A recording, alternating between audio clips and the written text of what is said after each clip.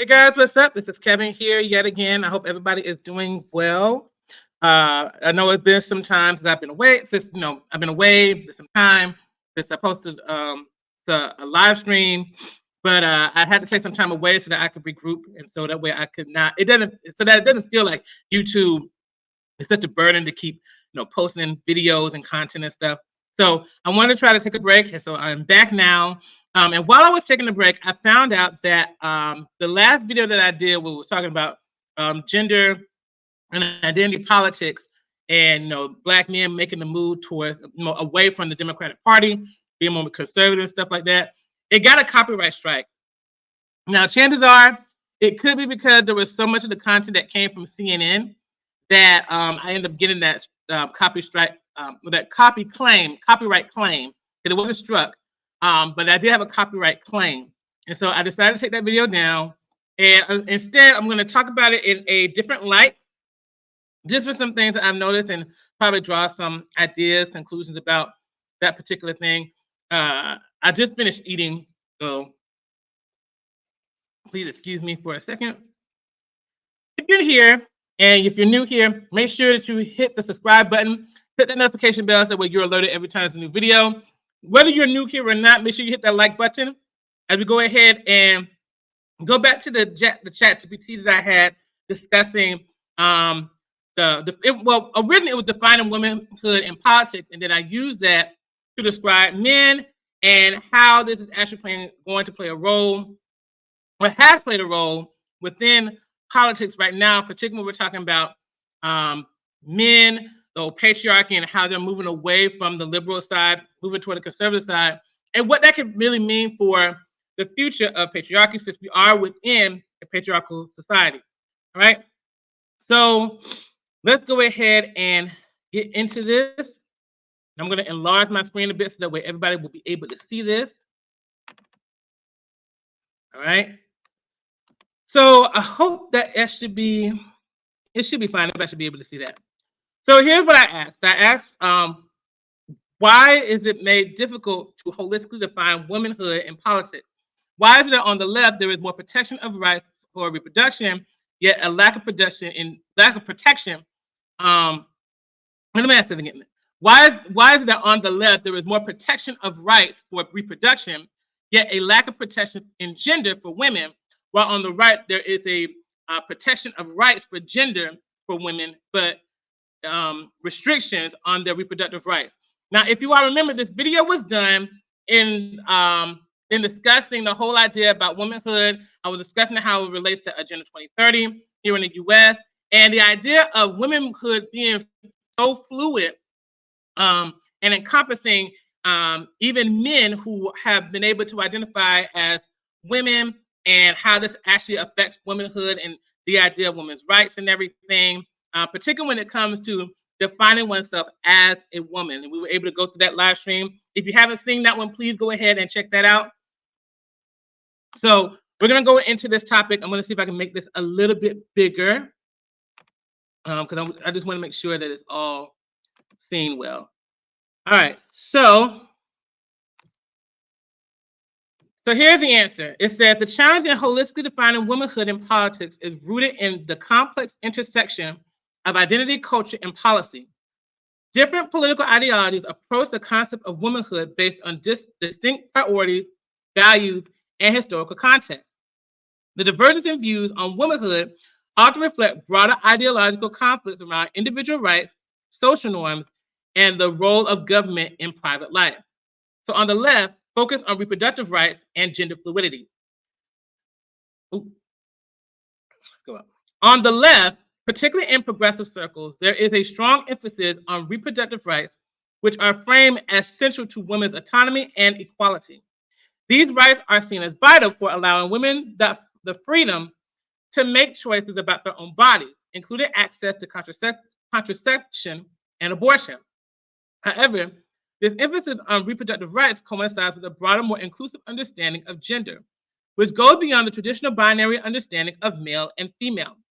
The left generally advocates for the recognition of transgender and non-binary individuals, arguing that gender is a social construct and that people should have the right to define their own gender equality. So you all remember from when we had that conversation within the video that I did about women's rights, that was a major focal point, which was about being able to define oneself and have through gender and having your own identity. And this especially is the case for womanhood, because there's been a lot of, I guess, more forceful advocacy for people to define themselves through womanhood, more so than manhood. It's not. I think that when it comes to the idea of womanhood, for my personal opinion, it's a lot louder and a lot more forceful than on the other side. So this is part of the reason why had asked that question in the first place, and that was something that we saw throughout the multiple videos discussing that topic. In the last live stream, the multiple videos within the last live stream. The push for gender inclusivity, however, sometimes complicates discussions about womanhood because it challenges the idea that there is a single universal experience for being a woman.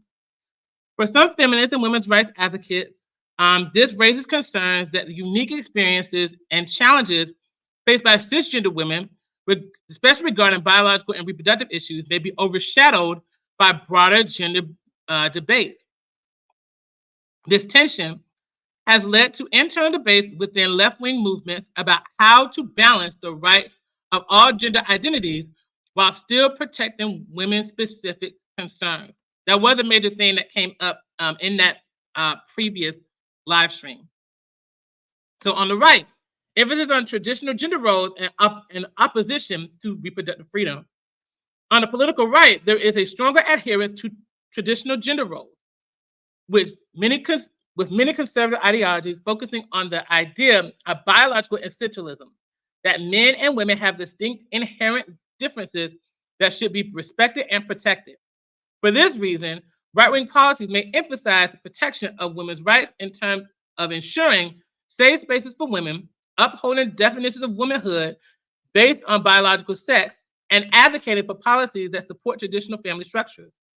However, these protections of gender often come at the cost of limiting women's reproductive rights. Many conservative political movements, especially those aligned with religious or socially conservative values, oppose abortion and seek to restrict access to contraception or comprehensive sexual education. They argue that protecting the rights of unborn children and promoting traditional family structures is a higher priority than individual reproductive autonomy. And so this is the very thing that causes the split between men and women, because oftentimes, and especially as people are moving more towards either being liberal, women being more liberal and men being more conservative, not to say that there aren't people who aren't, in between those types of things, but ideally it's women that are becoming more liberal and men are becoming more conservative. One of the things that is pushing for the idea of women becoming more liberal is the idea of reproductive rights and freedom. So that's been the major deciding factor within this election, because a lot of women, when they're deciding to vote, and we saw this in one of the videos. I think I showed this in that last video that I had to take down. Women's primary concern is having the rights to abortion, more so than even thinking about the economy or the state of democracy. For men, it's focusing on the economy. Now, we're going to get more into that as we dive deeper into the manhood aspect of the conservative values versus liberal values and stuff. But the fact that for women, the ideal focus, for particularly this election, has been about the having the freedom of abortion, especially the overturn of Roe v. Wade. It's been a major deciding factor, I think, even more so, of women becoming more liberal, especially here in the United States. Hey, yo, Boogie, good seeing you. Happy Friday to you too. All right, so let's go ahead and keep going. This says, why the divide? The first one is philosophical differences in liberty and rights. The left tends to prioritize individual autonomy and freedom over one's body, particularly regarding reproductive rights. for a lot of women, that is a major focus too.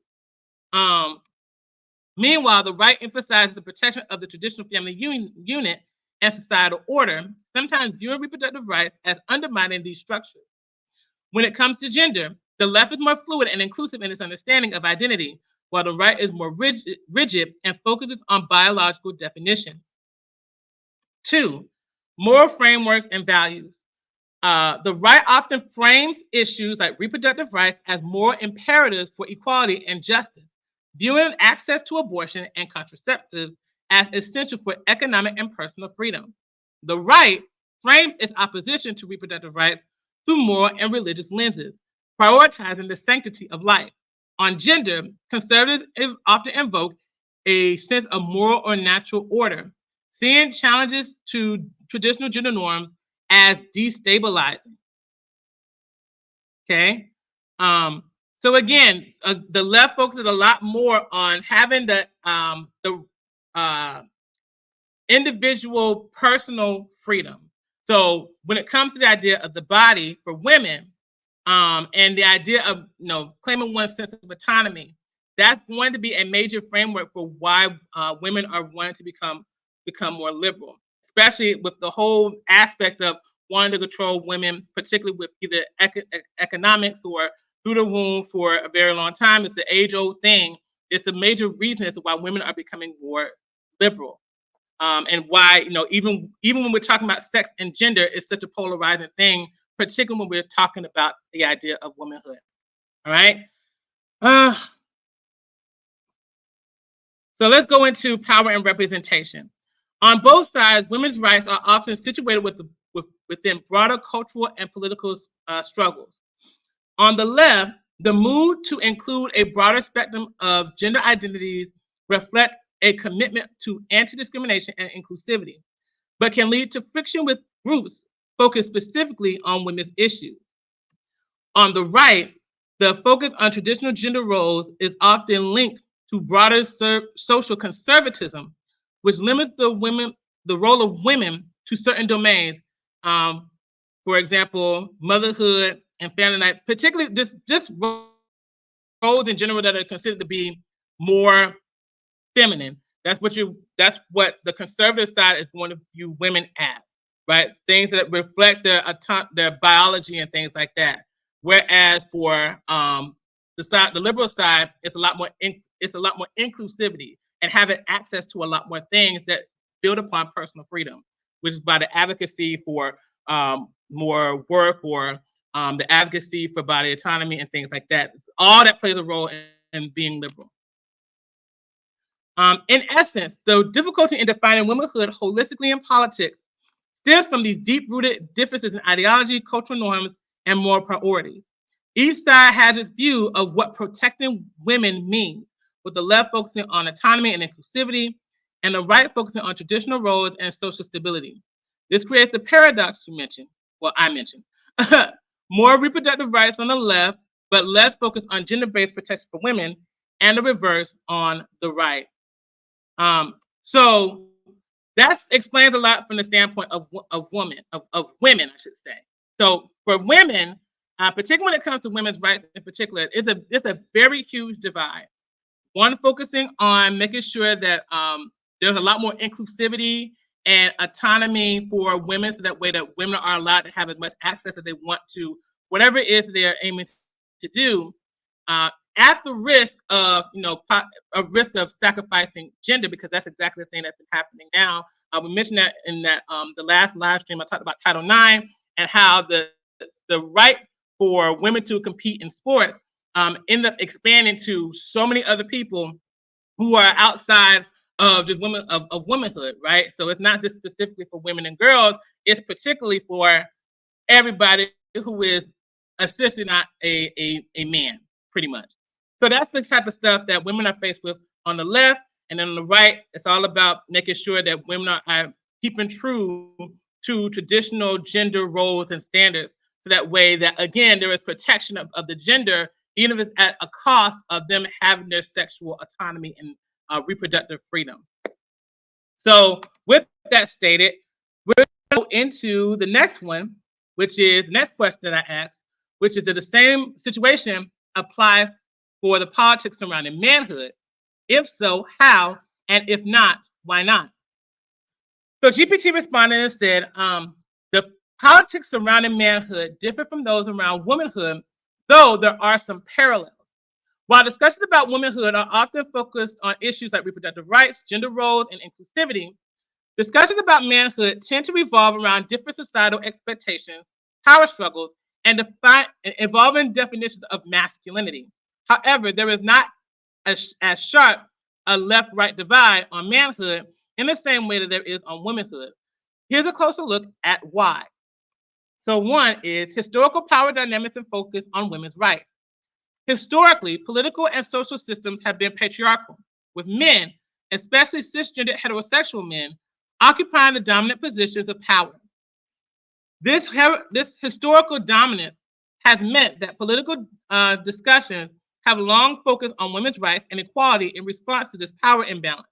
As a result, women have been at the center of many political debates about justice and equity, especially regarding reproductive rights, gender equality, and access to opportunities. In contrast, men, which was historically the default identity in positions of power, did not face the same degree of political scrutiny until more recently.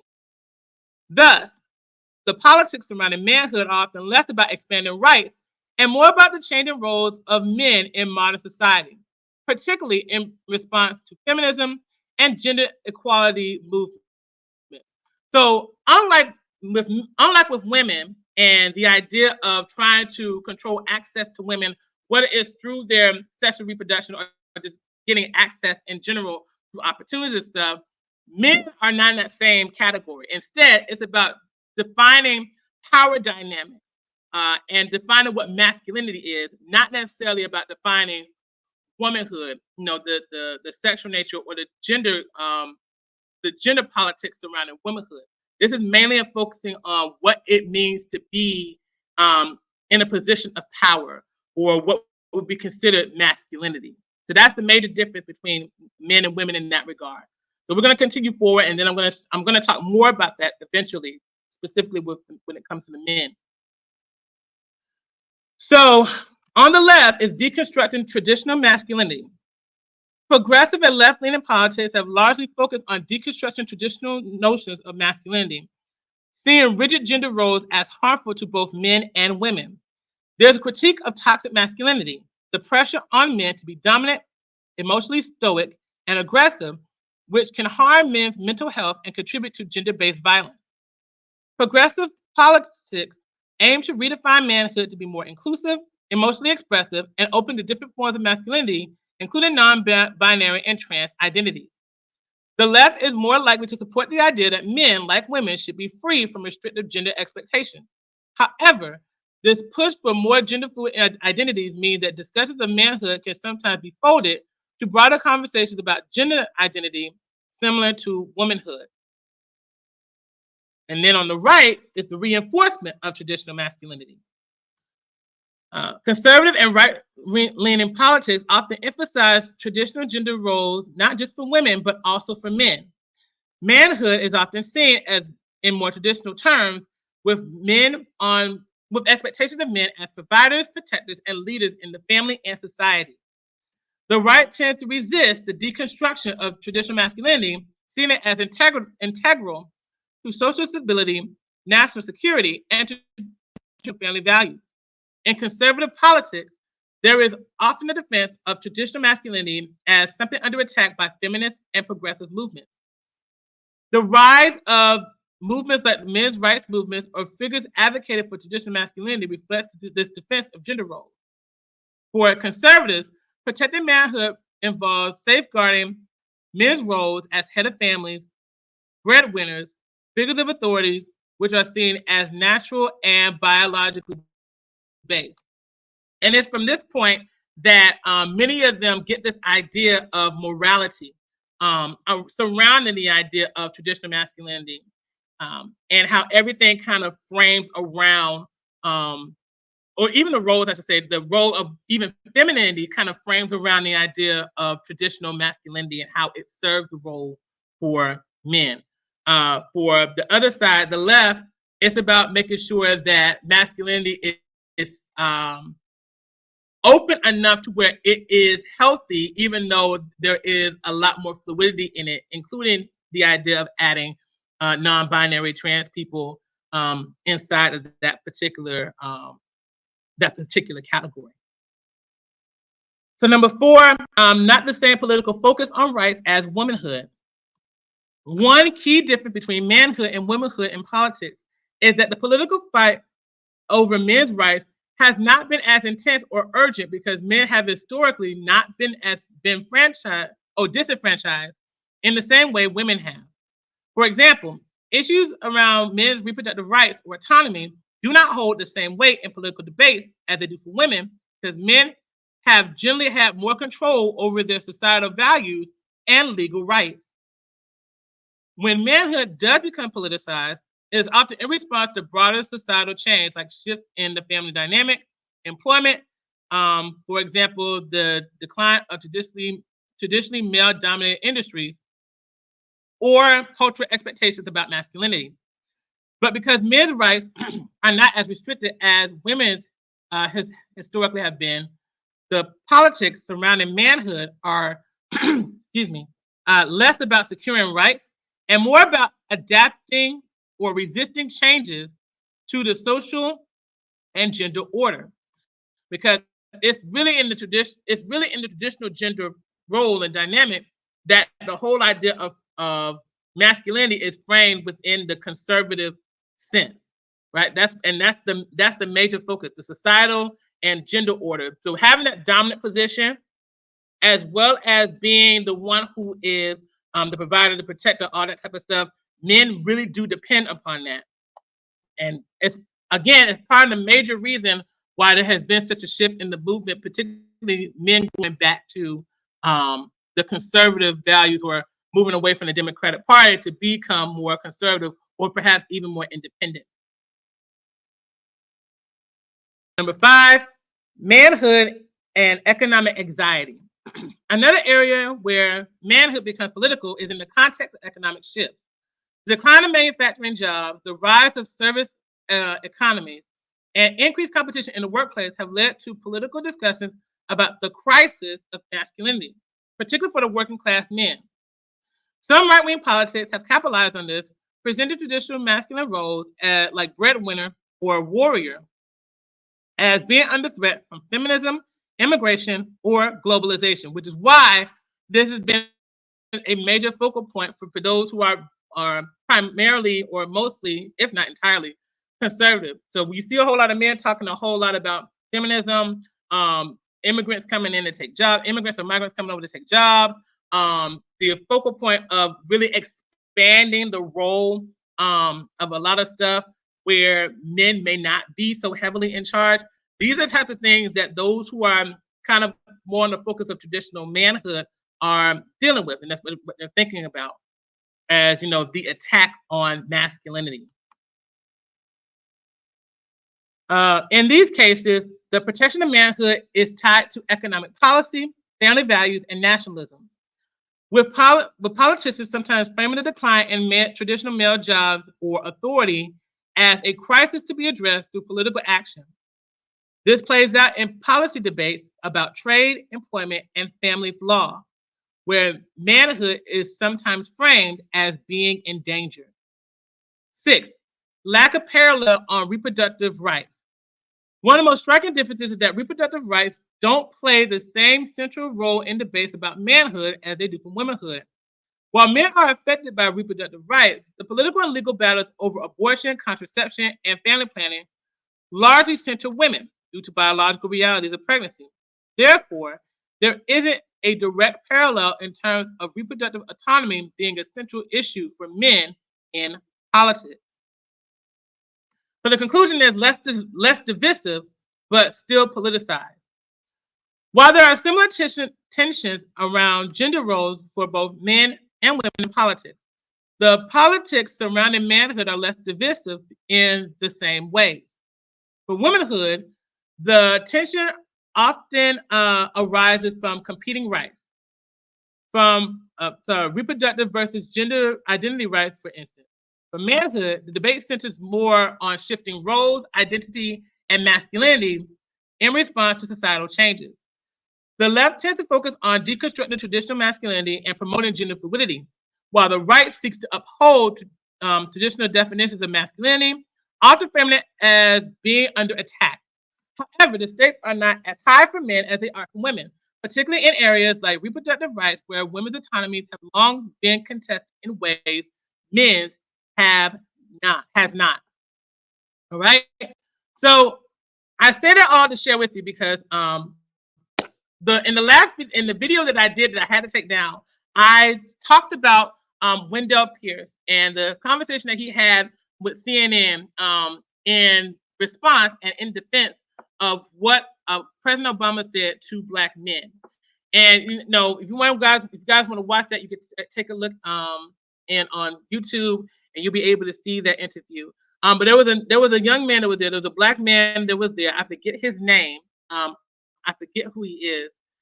But he was talking about again how there is the shift in men becoming more conservative in their efforts of, and it's been a steady shift towards conservatism.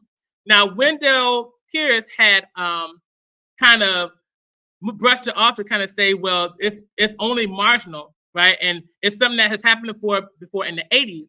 And yet we'll still be back here, but we'll still be liberal. And he was kind of focusing on the idea of, well, we'll just keep getting Black men to vote, to be on alert and start voting, thinking that the idea is that Black men are just not coming out in droves to just be able to vote. And while that there is true, I can also tell that he was very out of touch with what was going on politically over the years with Black men, and really just men in general. Men in general are becoming more and more conservative. If you look at the videos, if you search online, you'll be able to see this grand trend of men, no matter where they are in the world. It's not just simply in the United States. They are becoming more and more of the conservative mindset. Now, the reason, especially with this particular election, we could ask ourselves why. Now, for some people, it could be just because they are misogynistic, as President Obama said. But a lot of people are not as misogynistic as we may think that they are, or at least from the idea of presidency. There's a lot of people who just don't feel as if they're being catered to with what it is that is really at hand right now. If you all have noticed very recently, the Arab American community have all decided they were not going to support Kamala Harris either. And all this is due to the idea of what's happening at the war, particularly what's happening with Gaza. But as you all have seen, there has not been any scolding that has been done to appeal, to try to force the Arab American community to vote for Harris. Now, there's been people who've been trying to compete for their vote, which many of them have decided to go into either with Trump or especially in independent parties like Jill Stein and the Green Party in particular, because people just want to have a stop to the genocide. But there's never been any scolding that has happened with them. There has been that with Black men, and that is because Black people in general have been so devoted to the Democratic Party with nothing that has been really truly offered to them. And so when you start moving away from that whole norm of moving away from the Democratic Party, from liberal values, this is exactly what happens. And this has happened with men, particularly as they are leaning more towards, again, being conservative because of issues that are going on with the economy, because of the idea of there are certain people that are coming across. There's actually a lot of people that are coming across the border they're concerned that they are taking away jobs, that they are taking away the idea of democracy, that they are opposing the structure of what it means to be the American that is supposed to be the one that's dominant and in charge. Conservatives, and particularly if you look at the Republican Party, there is a huge focus on ensuring that the United States remains number one at all costs. And for me, well, I'm not going to talk about what I think about that, but in particular, people are just kind of wanting to get back to a certain sense of normal, which is part of the reason why they're voting for Trump now. This is especially true when it comes to the men. But even before the whole thing with Trump, there has always been a steady decline from Black men away from the Democratic Party. And that is because the Democrat Party in general does not appeal to men. Now, one of the videos that I had posted, I forget the man's name, but there were two guys, there were two white guys. I have to show you guys the live. I have to show you guys the clip later. But I'll do that on the post. But there were two guys that were kind of discussing the website that the Democratic Party were advocating to, and they were advocating to African Americans, Asian Americans, Latinos. They were advocating for women. They were advocating for students. The only area in which they did not advocate to actually at all were to men. Now, despite the identity politics that you may be, you may identify yourself in, whether you're Black, whether you're Hispanic or Asian or whatever, it is really important to have something that can cater to your needs, particularly if you're going to be voting for anybody in the politics.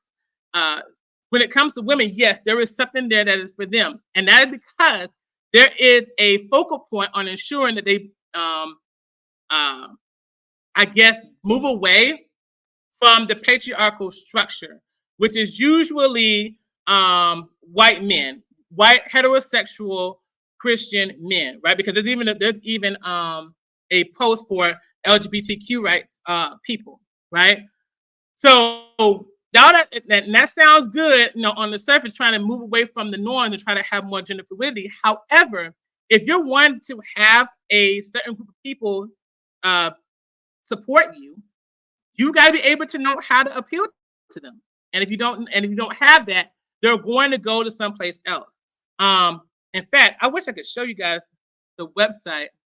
I have to do that on my own time. All the stuff I would have for you guys, I'll do that another time. But just if you can find a Democratic Party, make sure that you're able to look through that. You will find there is nothing for men there at all. And there's nothing appealing for white men. I don't even think there's anything for appealing for Christians, because these are the ideals that are considered the dominant structure within society. The Democrat Party caters to everything else.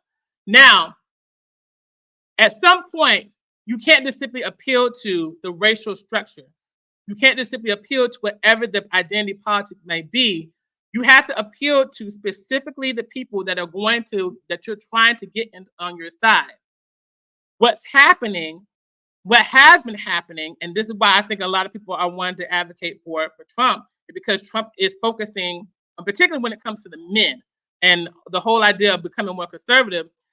They are appealing to the very things that men are concerned about, which is the economy, which is about jobs, which is about the concern of democracy, particularly and especially the idea of the constitutional republic, because democracy and constitutional republic are two very different things, they're two very different concepts, and a lot of people think they're supporting one thing when I don't think they really understand the whole structure of what democracy and constitutional republic actually is supposed to mean and things like that. But they're appealing to the stuff that men are wanting to have, and they're wanting to see so that way that they are able to define manhood. Another thing that I paid attention to, and what I had on the last live stream, was that hey Donna, good seeing you. Another thing that I paid attention to was that when it comes to men are falling behind, particularly when it comes to their academics, particularly when it comes to college and everything, and that there is a serious issue going on when it comes to how men are relating and connected within the world, even as children, as boys, to the point where now there's advocacy groups to figure out how to help men become more inspired to be into the workforce, be more inspired to take charge and take leads, because already they're already having suicides and or self-unaliving, let's put it that way, self-unaliving, and just falling behind the curve in general compared to women who are making up the majority of college applicants and things like that. even heading, businesses and things like that. Men in general, particularly in this country, they're falling behind, especially Black men, which was a very major, well, not a major thing. The major focal point was men, but it's a major point in general for the Democratic Party, as they're talking about they're wanting to get Black men to vote. But the ones who are suffering from it, the depression and the idea of not feeling as if they are competing, not really feeling a part of society the most, they are Black men. And so, so somebody asked, but doesn't the system already cater to men? Isn't it a patriarchy? To be honest, and that to me, this right here, I don't know if that's the case, because again, like I said before, when you look at the Democratic Party, they don't appeal to the patriarchy at all. So the system does not automatically cater to men. I don't believe so. Otherwise, we would be seeing that. There would not be a need to move over to the right if the system already did that. There will already be something in place, so that way people would never want to leave. So I would say that it depends on what part of the system that you may be in. I think that I will say this, and I will mention something about the patriarchy. I think that patriarchy, I think wherever men go, particularly where it is a male that self-identifies as a man, because keep in mind, a lot of men, that's another thing too. Because it's identity politics, gender politics and stuff, people are there are things that men do to not have to appeal to manhood and appeal to something else, because that is part of their right and their freedom. So we can't forget that too. And that's one of the things I was sharing with people earlier. So I know that there were some people who had talked about before. I listened to some of y'all. You're talking about the pink patriarchy and how they are co-opting womanhood. There is that. But the idea, the defining aspect of patriarchy is going to come from men, or men who identify as men, whether they're homosexual or heterosexual. Those are going to be the ones that are going to not only have this sense of protection, not even the sense of protection. I think that they're going to be able to define the route of where this country is going to go, and whether you appeal to them or not is going to play a major turning point of how things will turn out. And if they're not appealed to, what could that mean? So I don't know if there's automatically a system catered to it. Otherwise, we would see more advocacy for it, particularly when it comes to the other side. It's weird how their thought process is to do everything but just apply themselves in school and work harder. But that's the thing too. Like, I don't know if that is. I have to really question it and look and dig deeper into that. I do not know if there is just a lack of appeal to them, or there has never really truly been an appeal. Because keep in mind, and I think this goes back to what let me see if I can find El Boogie 6. The system being catered to men. So just because something is catered to you doesn't necessarily mean that you are equipped to handle it. Like, if there is like an actual competition that you are having with women or people who may be more capable about it than you, right? For me, I started to think about like rites of passages and things like that.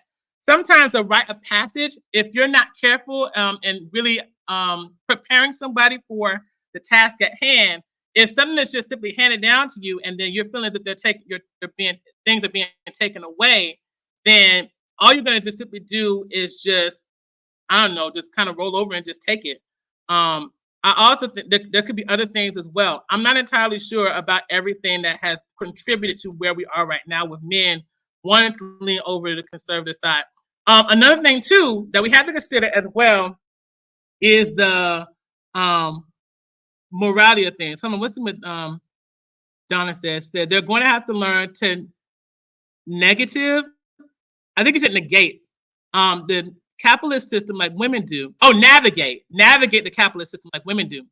We have a disadvantage naturally as women, especially as Black women. We learn to move around and make waves. Well, I'm not entirely sure that you guys have this huge disadvantage as you think that you do. Again, when it comes to I don't know if you just came in, Donna, but earlier I talked about how when it comes to women, uh, because there is lack, especially when it comes to like the liberal side, because women are becoming more liberal and more progressive, because there is a lack of gender boundary or a broader definition of gender boundaries. This allows women to have the access to a lot of things that I think in the past, because there was restriction and stuff for women, there wasn't necessarily a need to have that level of competition. Now we're starting to see how things change, or at least be able to um, test and see how things happen with men as opposed to how things are with women. And that's why I say that when things are just kind of given to you because you are a guy, or because this is something that you are traditionally supposed to do, without really understand what's the purpose of you as a man needing to have this, or being able to really compete for it.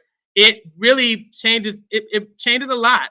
I really do think it plays a huge role in where we are right now when it comes to men feeling as if they can't really, they're not capable of something like that. Are men not taking advantage of the already available benefits that are for men? I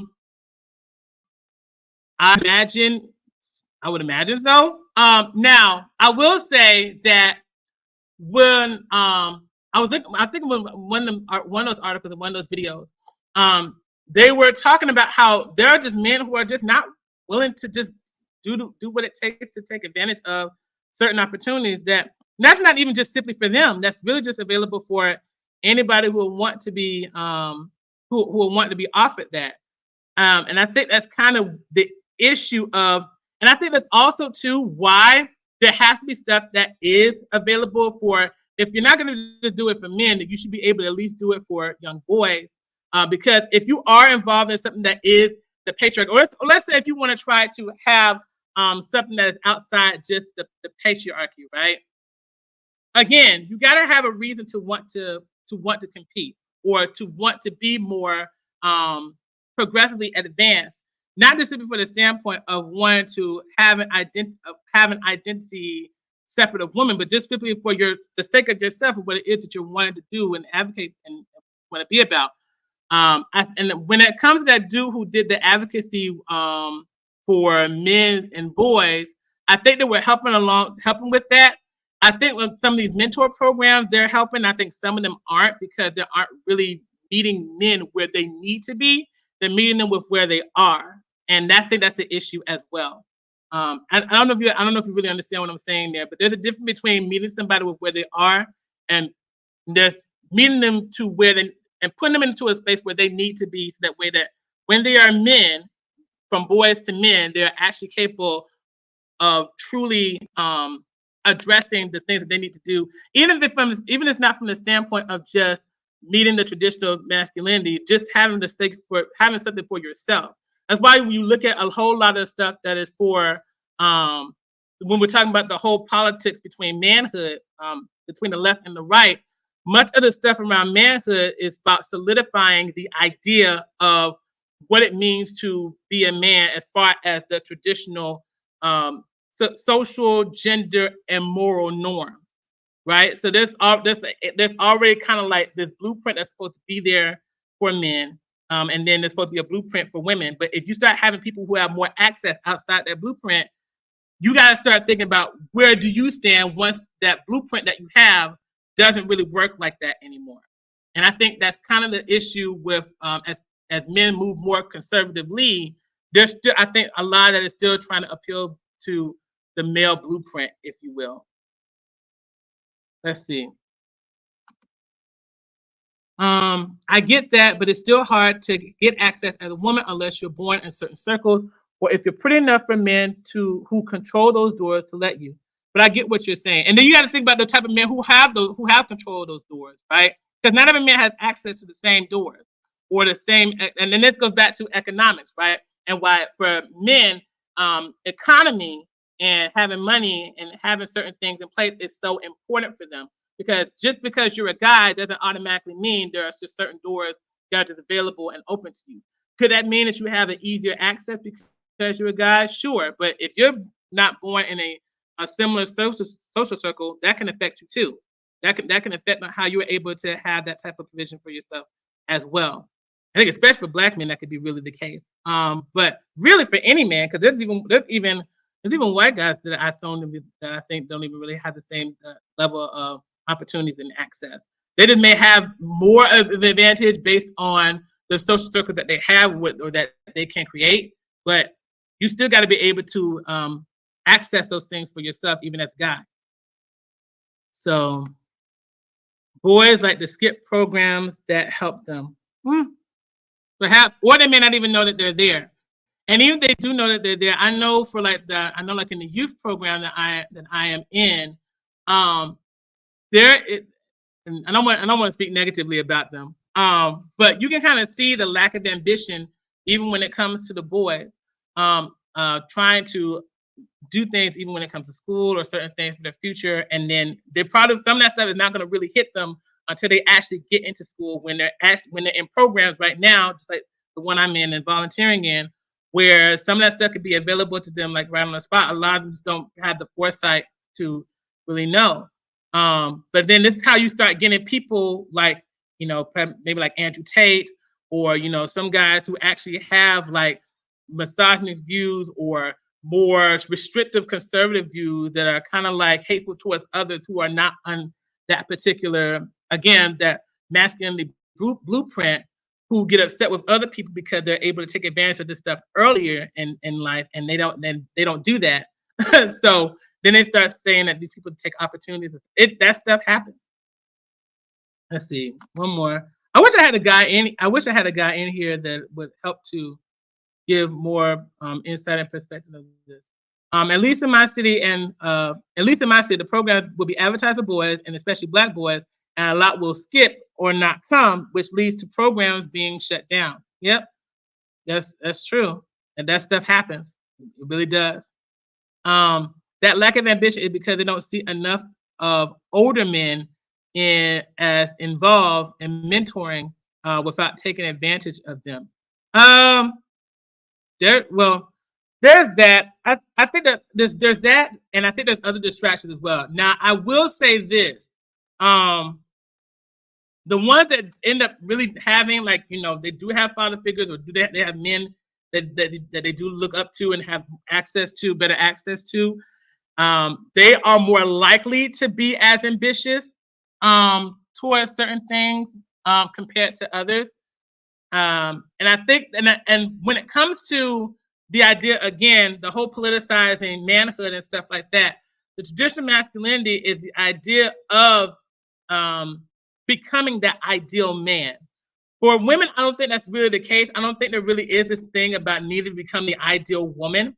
For women, especially when it comes to those who are becoming more liberal and stuff, it's about making sure that there are as much access to things as possible, so that way that they are having a sense of autonomy and even a sense of purpose. Even if it does risk the whole gender fluidity thing, there is still that sense. I guess the idea of I'm establishing purpose because I am finding, something to do, or I'm having access to greater things and greater heights. Whereas with men, I think it's really the idea of becoming that ideal man. And I think it's pushing men to want to be a lot more in that conservative path or the more traditional path, because a lot of them are really seeking that blueprint, or, being able to have the things like, being able to have the money, being able to have the job, being able to have the family, career, the sense of purpose, the sense of moral identity in life. And again, that is found within the blueprint of traditional masculinity. I think that's a major thing within men. But I also believe that this is part of the reason why there are a lot of men that Trump has attracted. I would say, I don't even know if there's a whole lot of Black men that were, well, I think there's many of them that are going to vote for Trump. But I think some of this are just fed up with the Democratic Party. I don't think that a lot of people are just very happy with the Democratic Party in general. particularly with stuff that's happening with the war and stuff like that. But it's a whole lot. Let's see this one right here. Also, I think men don't know what success is about the oppression of women and or others. Not saying all, but it seems to be what male success is built off of, whereas women is way more broad. I don't know if this. I don't know exactly if it's the idea. So here's what I say, right? I think that when it comes to women in general, and this is part of the reason why I asked my question on Chat GPT, I think that when it comes to women in general, there is always going to be this level of trying to find freedom, especially when it's in a society. Because again, on the left, you have identity and access, but that comes at a cost with competing for womanhood when it comes to LGBTQ. And again, we can call that with men as well, as they're one to try to claim womanhood and things like that. But a lot of stuff when it comes to being liberal it's about really being as open to access as possible. It's not just simply the women. That can be for everybody, and that comes with its own challenges. Apart from the usual thing that we would expect from a more conservative party, where there's just men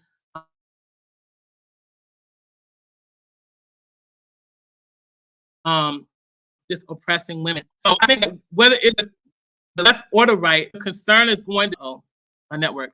Okay, the concern is always going to be about trying to identify women, which in order to have a holistic idea of freedom, you got to have both sex and gender. And right now those two are very polarized on the left and on the right. So I think that when it comes to the idea of success, success really has to mean something, both individually and collectively.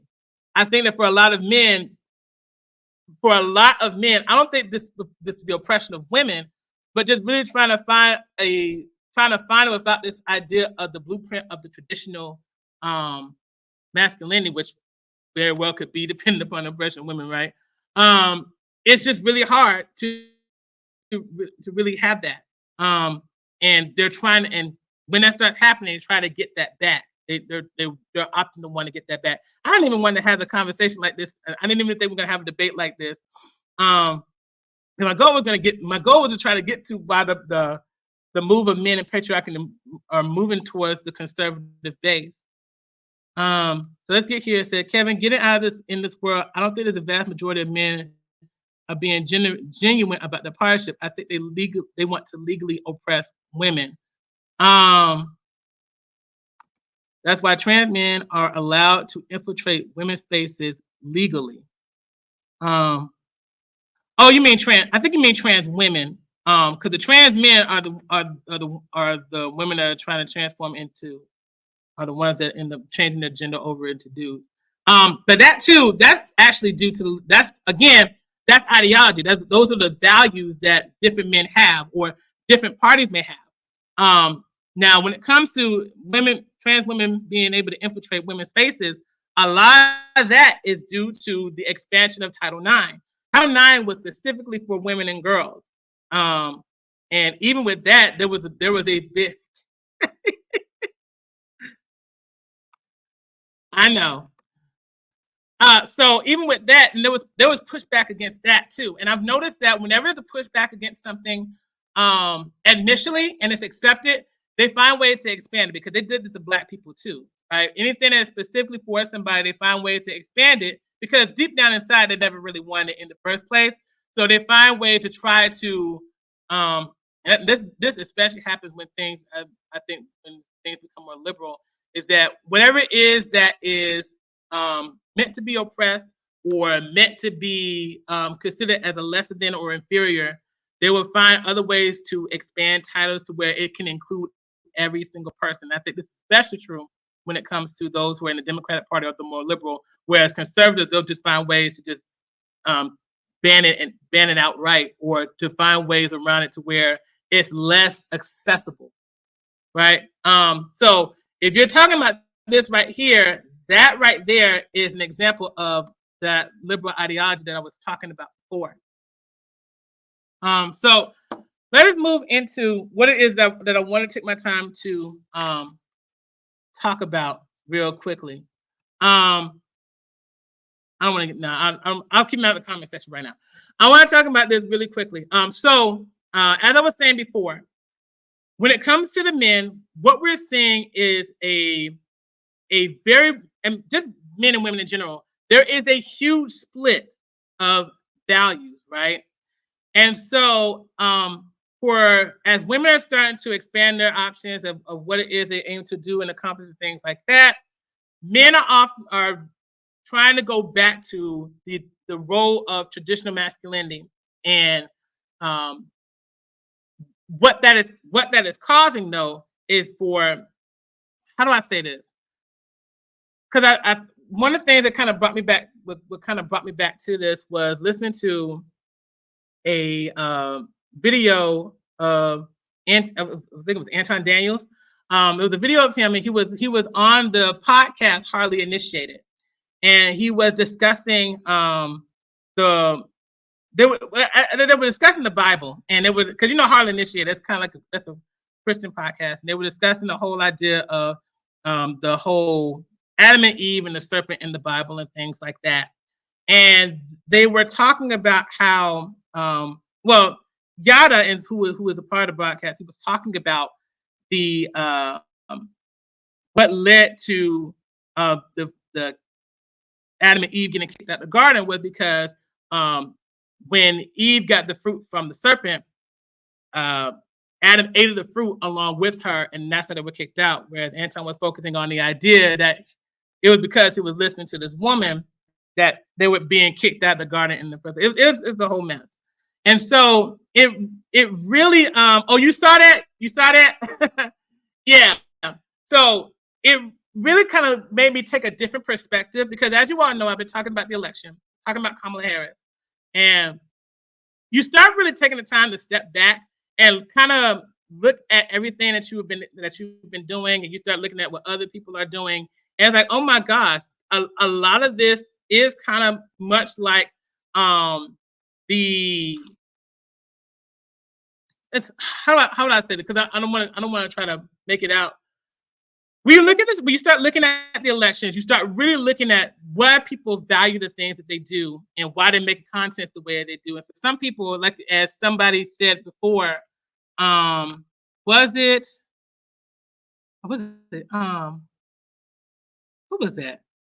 Oh yeah, it was El Boogie. She says, I don't think the vast majority of men are being genuine about their partisanship, and that they want to legally oppress women. I don't think they want to legally oppress women. A lot of people who are wanting to do that are not wanting to legally oppress women. However, I do think that a lot of people are not genuine about their partisanship. And I think that, with the rise of guys like, Anton Daniels, you have Andrew Tate, you have a whole lot of people who do have misogynistic or even misogynistically covertly misogynistic messages and stuff.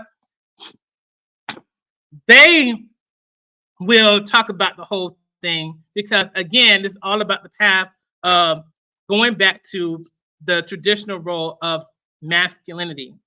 And so, and why does the appeal to Trump, going back to the things that are going to the economy and stuff, and going back to the state of democracy, the state of the country and stuff like that. There are a lot of stuff that are legitimate. I'm not going to sit here and say that aren't legitimate, because I have those same concerns as well. However, this still kind of goes back to, how does this really appeal to men? What when it comes to the values that we're truly looking for, who embodies the ideal more of what men are going to look for? For Kamala, I really do think that, because we were mentioning that stuff in ChatGPT about being too progressive, feminist movement, and all this type of stuff, Kamala Harris, for a lot of men, embody the idea of the very things that they are really concerned about, are a threat to not only the masculinity, but also things that are a threat to the nation, and could even be the downfall of what liberal politics, including feminism, would be like if she were to be in office. And I I think people are not as honest about that as they could be, which could be the very thing that leads people to want to vote away from Kamala Harris. Me personally, I don't want to vote for her. I wouldn't want to do that because I just don't think she has the values that I would be looking for. As far as president, I don't think really either one of them do. Which is why I have not really been touting boastful about my votes for anything. But I also knew that just with the track record and stuff, either one of them, it wouldn't have mattered in any way.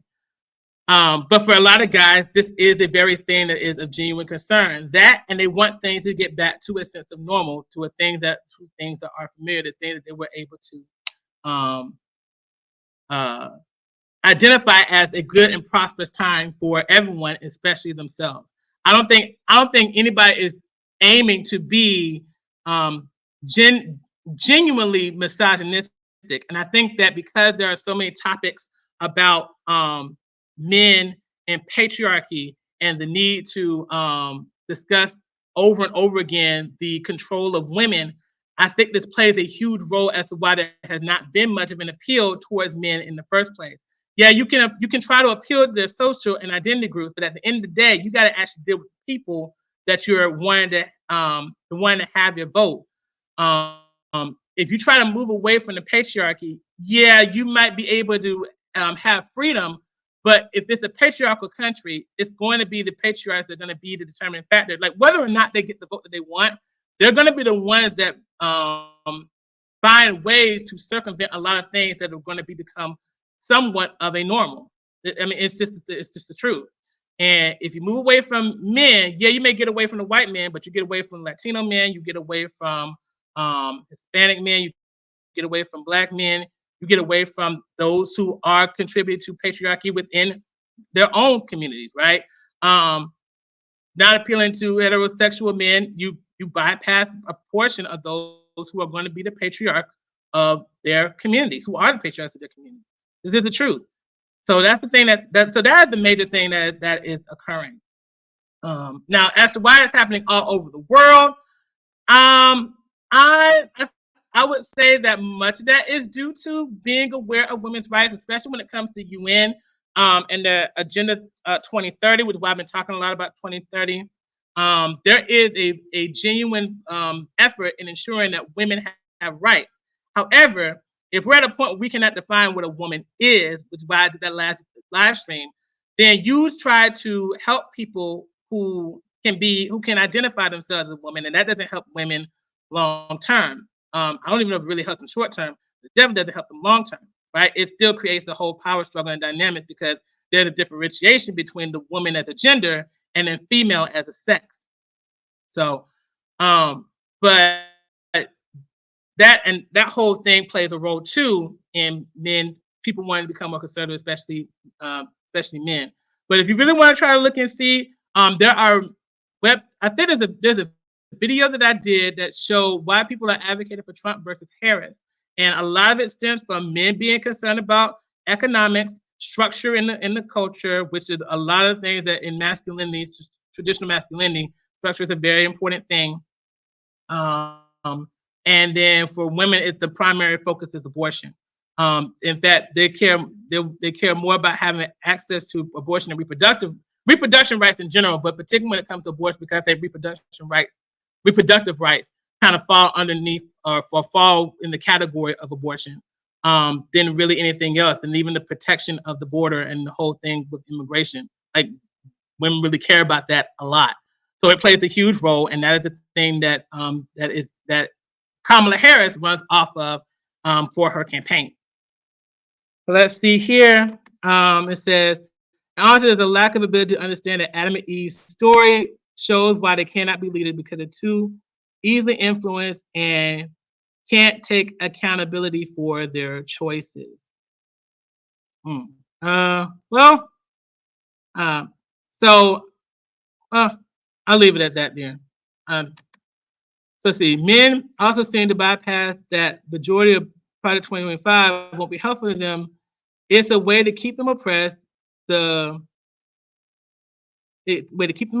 women are just a tool to distract them and give them an illusion of power. Again, I know that you all are really focused on the idea of wanting to control and oppress women.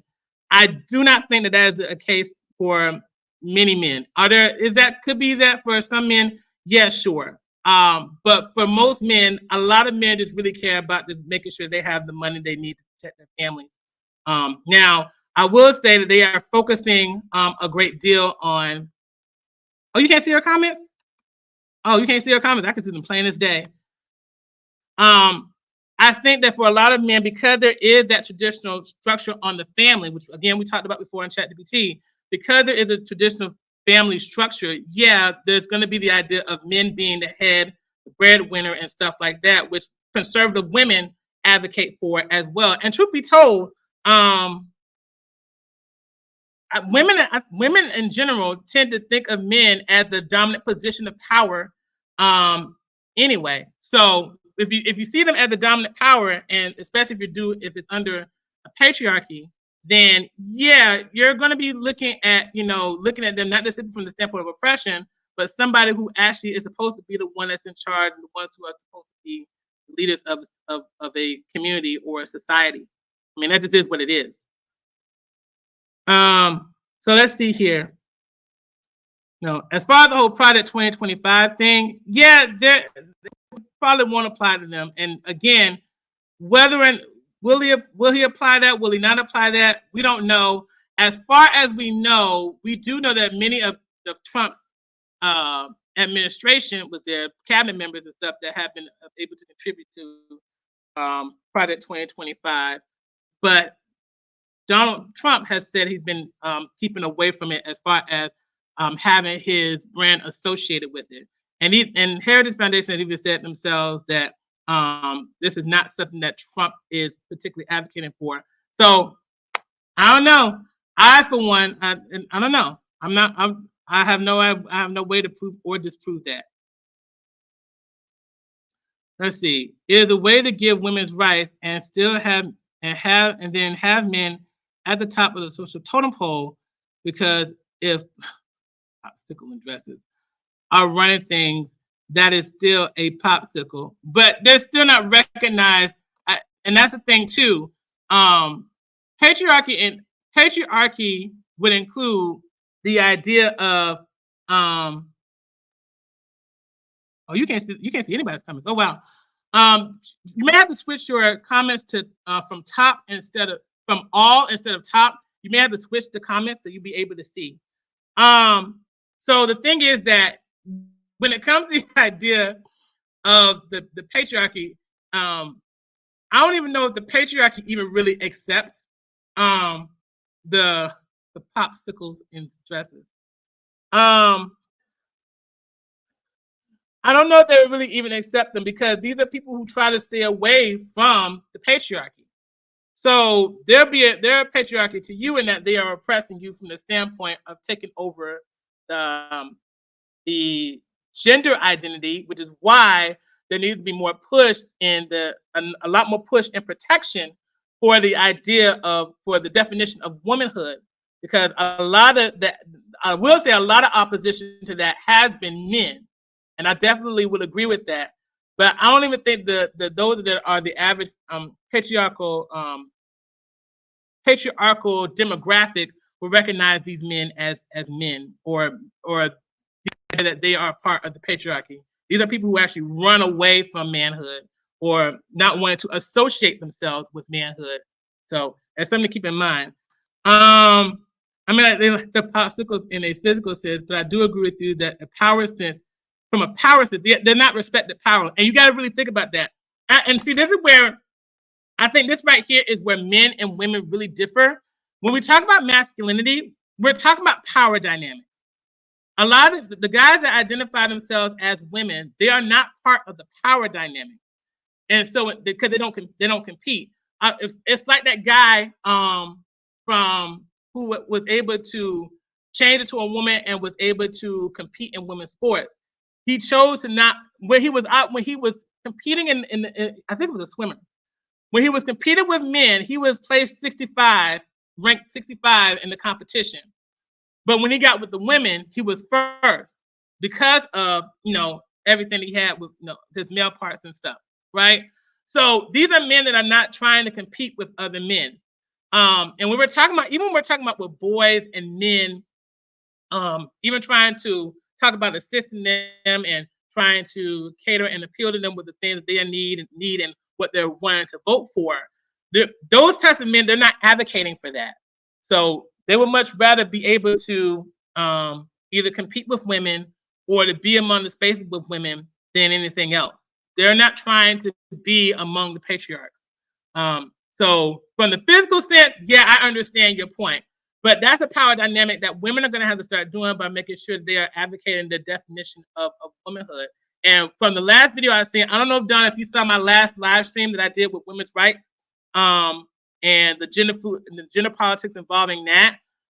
There are women who are actually very confused about how to really go about this because of the liberal ideology of self-identification and self-autonomy and things like that, which includes gender fluidity. There are a number of women that are confused. So it makes it very difficult to really advocate for something that you need to fight for as a woman, when you have men and you have men who can be able to be in the same space as you as a woman, if you don't really have a working definition to go for, and if you're not advocating for your own autonomy. So in the physical sense, yeah, I see your point, but that's going to be at a point where you're going to probably have to figure out what you're going to have to do as a woman, sadly, because again, with stuff like Title IX and more rights that are able to be helpful for, you know, transgender women, that's the thing that's going to be a thing that's going to be put more on women's laps to do, because that's what's legalized. And what's worse is that you have women who help to bring that to the forefront, like calling a woman a birthing person because they share the same birthing power as a trans man, who is a woman who managed to transition into a man. Now she's called a birthing person. Yeah, so said it's partial confusion, but the majority of women are scared of men and worship them and don't want to tell men no. Well, I think that also plays a role in the transgender part as well. It could very well be the case. But if there's no, and see, that's why I say that for women, it's always going to be from the standpoint of freedom. So, and that's part of the reason why, like, you know, like we're talking about the idea of women's rights and things like that. It's very interesting that women's rights come from the standpoint of protecting the woman's right to, you know, reproduction and things like that. But when it comes to identifying and defining oneself as a woman, there is no protection of that. And so that leads to having women afraid of men and not telling them no in things and in matters where this is where your identity lies. I did the video, or I showed the video of J.K. Rowling and Anna from the Young Turks, who was once a part of the Young Turks. And they were these were people that did not want to be seen as a birthing person, and they were trying to fight against on social media. They were fighting against the transgenders on there, and you had men that took their side. You had women that kind of laughed it off and said that what's the big deal? It's not important. Why are you making it such a big deal? So everybody, to some degree, play a part in being culpable for what is happening right now when it comes to women, and making sure they have the certain autonomy of just simply being women. So it's everybody plays a role. I think every gender, to some degree, play a role in that. And I don't think it's everybody, of course. You're going to have a whole lot of people that advocate for women to be women, men to be men, and things like that. But I'm saying, as far as gender is concerned, there's a part that each gender has played with that too. I think it was Black women.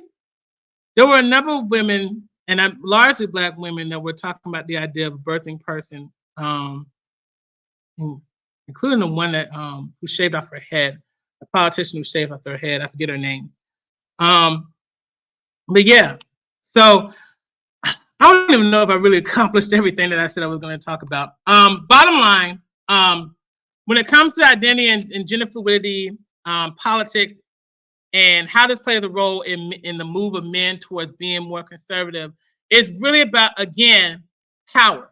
And when we're talking about power and being in positions of dominance, we're not necessarily talking about the standpoint of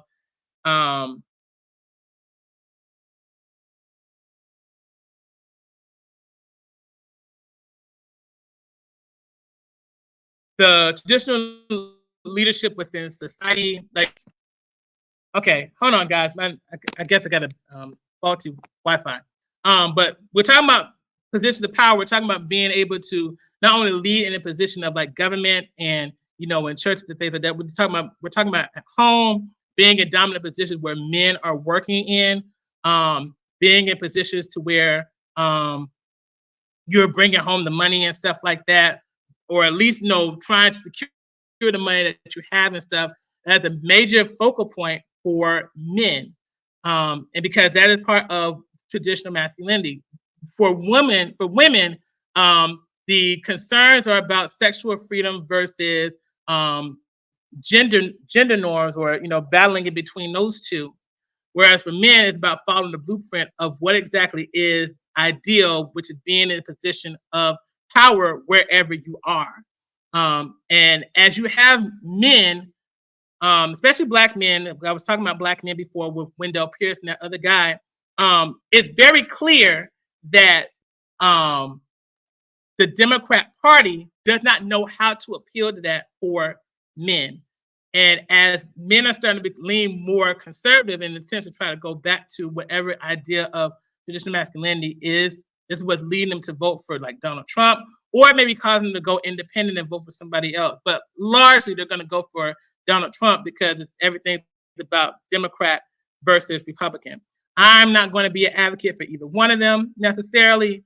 But what I can say is that when it comes to the Democrat Party, the things that they project Trump to be, as far as as a dictator or as someone who is causing a lot of harm and stuff like that, I've been able to show on this platform how in different parts of the country we see the same thing from the Democrat Party as well. And why the whole blaming Trump thing ultimately isn't going to work, because at the end of the day, you can't blame somebody for something that you take part in your own right. So that is pretty much it.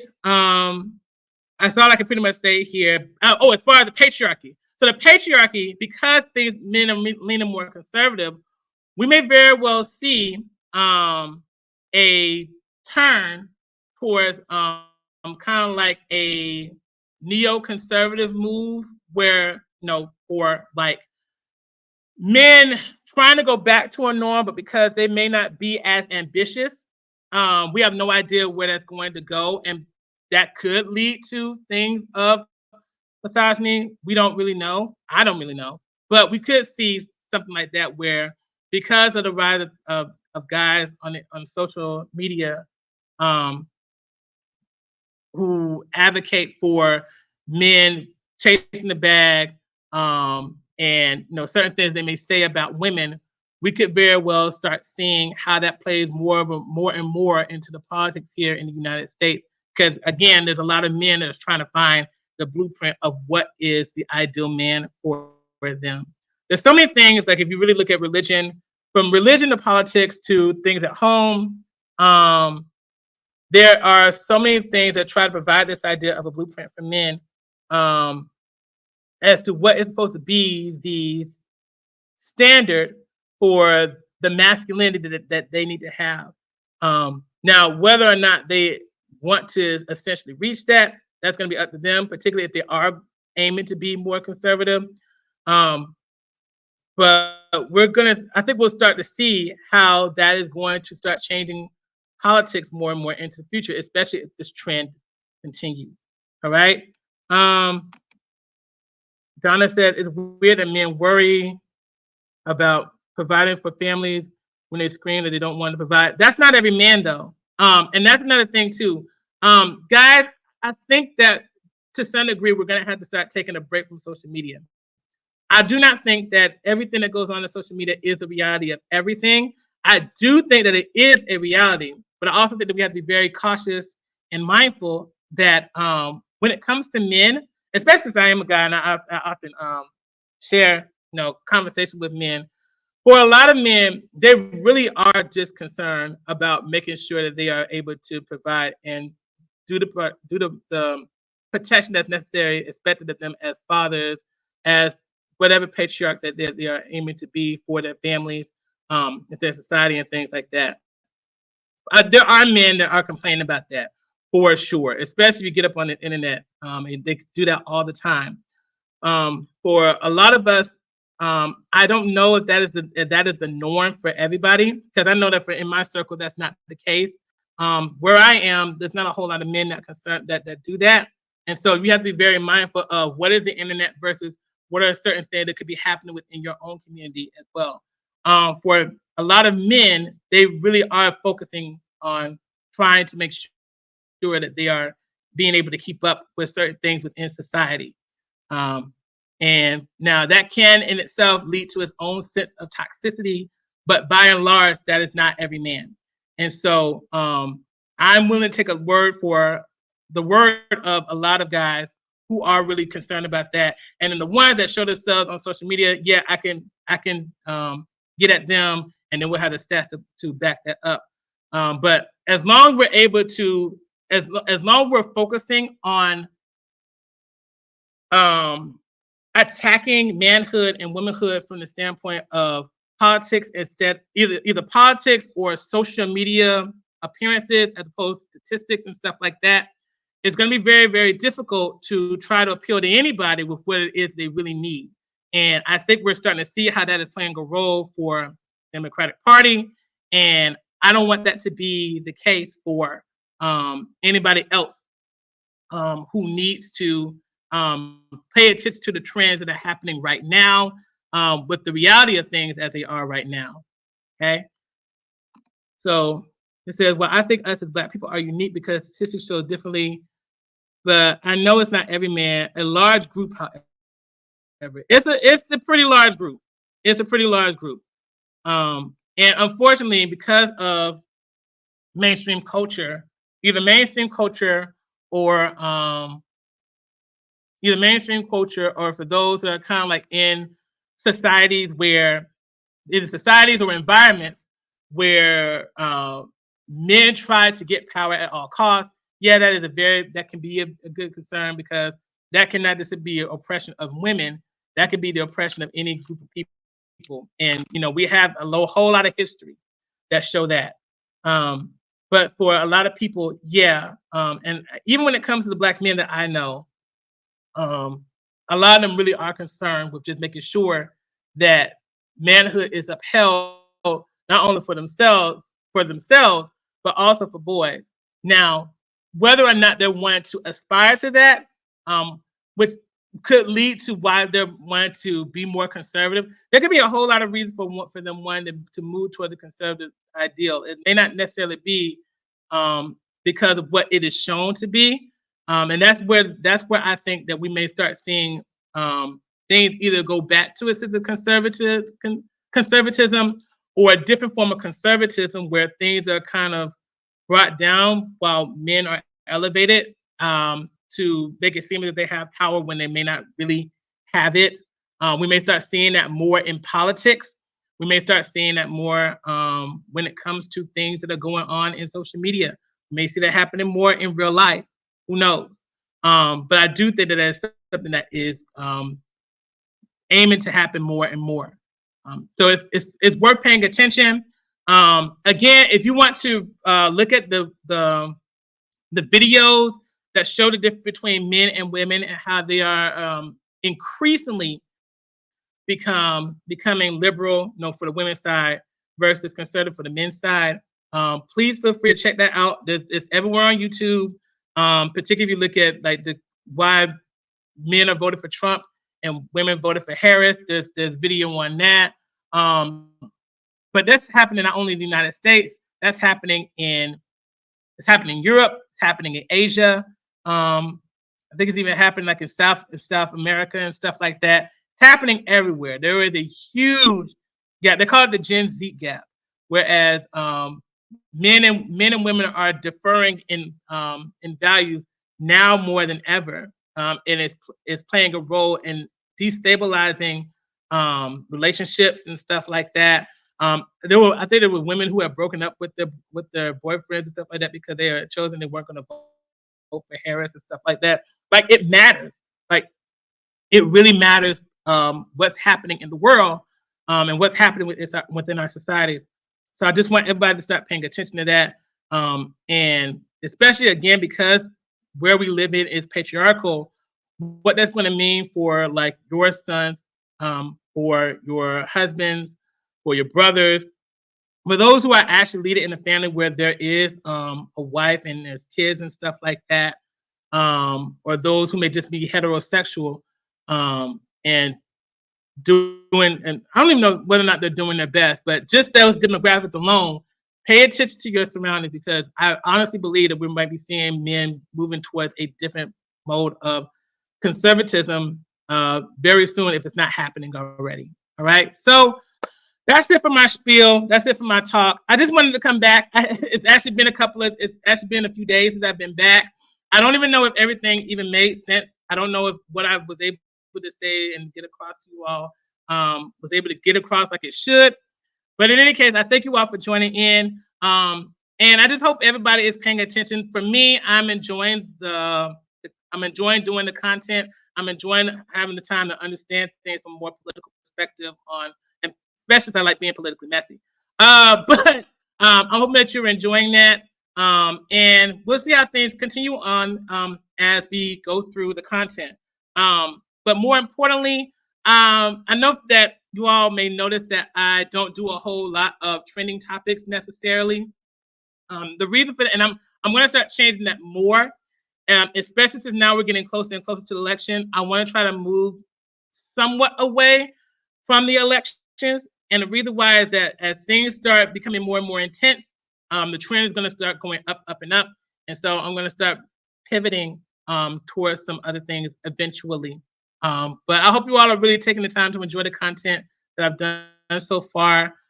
There will be more on the way, of course. And I hope that you're all are paying attention to everything that is happening in your surroundings. Part of the reason why I do these videos is make sure that you're paying attention to everything. I think that may mean that I may talk more about things involving Agenda 2030 and stuff like that, and whatever else that may come to my mind. Thanks, El Boogie. I appreciate. So that's going to be it for now. I have another errand that I got to do. I actually got a couple of errands that I have to do. So I'm going to end it right here. Make sure that you hit the like button. If you're new here, hit the subscribe button and click notification bell so that you are alerted every single time there is a new video. This is Kev JB, and I am signing out. Thank you all. I wish you all the best. See you later, everybody. Oh, thanks, Donna. I appreciate it. And on that note, see you later, everybody.